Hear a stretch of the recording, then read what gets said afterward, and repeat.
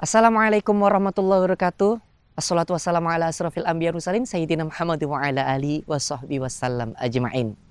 Kawan suara-suara yang dirahmati Allah, Rasulullah SAW pernah bersabda, "Man ra'a minkum munkaran falyughayyiru bil yadi, fa illam yastati fa bilisani, fa illam yastati fa biqalbi, wa dzalika at'alul iman."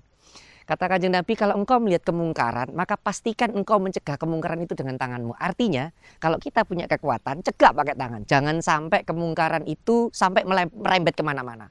Kalaupun ternyata engkau tidak bisa mencegah pakai tangan, pakai kekuasaanmu, falyughayyiru bilisani, maka cegahlah pakai lisanmu. Artinya cegahlah pakai pengaruhmu. Cegahlah pakai influence-mu. Makanya saya setuju betul kata Gus Bah, itu sekarang orang-orang alim, orang-orang soleh harus terkenal. Kenapa? Karena kalau tidak terkenal, bagaimana mungkin orang bisa mendapatkan manfaatnya? Kita tidak akan tahu Gus Bah kalau Gus Bah tidak terkenal. Kita tidak akan tahu banyak ilmu kalau ya sekali lagi orang tidak mengenali betapa alimnya Gus Bah.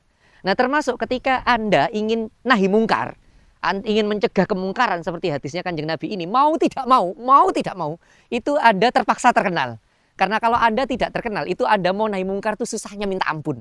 Ya, karena sekarang ini sedang terjadi ya teman-teman. Kebenaran itu ditentukan dari jumlah follower. Ya. Kalau follower Anda sedikit ngomong apa tidak didengerin ya, tapi kalau follower Anda banyak, yang dengerin itu banyak.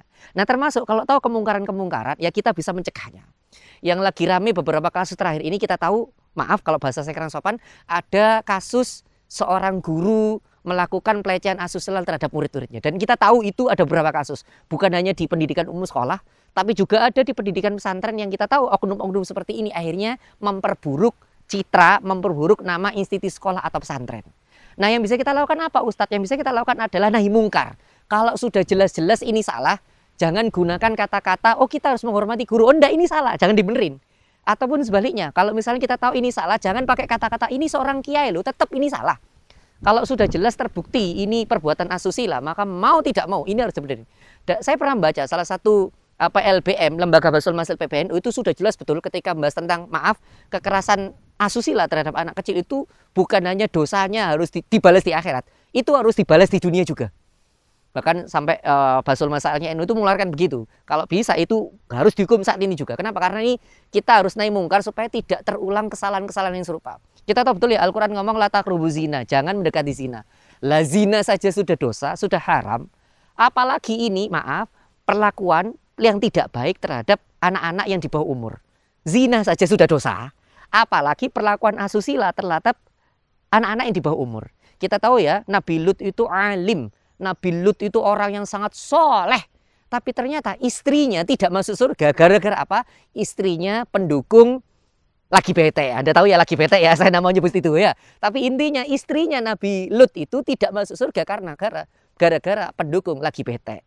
Dari sini kita tahu bahwa nahi mungkar itu harus ditegakkan. Kalau sudah tahu betul ini sekolah atau institusi apapun, atau misalnya ada pondok pesantren yang gurunya, kiainya, ustadznya, atau siapapun itu tokoh tersebut melakukan kesalahan, jangan dibela.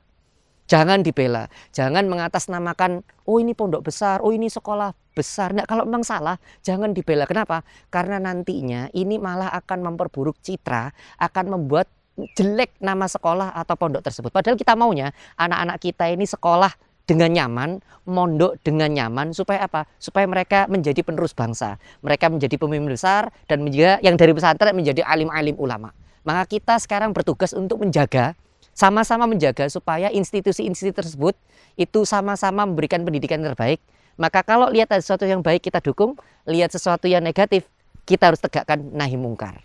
Saya Ustadz Marzuki Imron untuk program Hasanah Al-Quran Suara Surabaya. Assalamualaikum warahmatullahi wabarakatuh.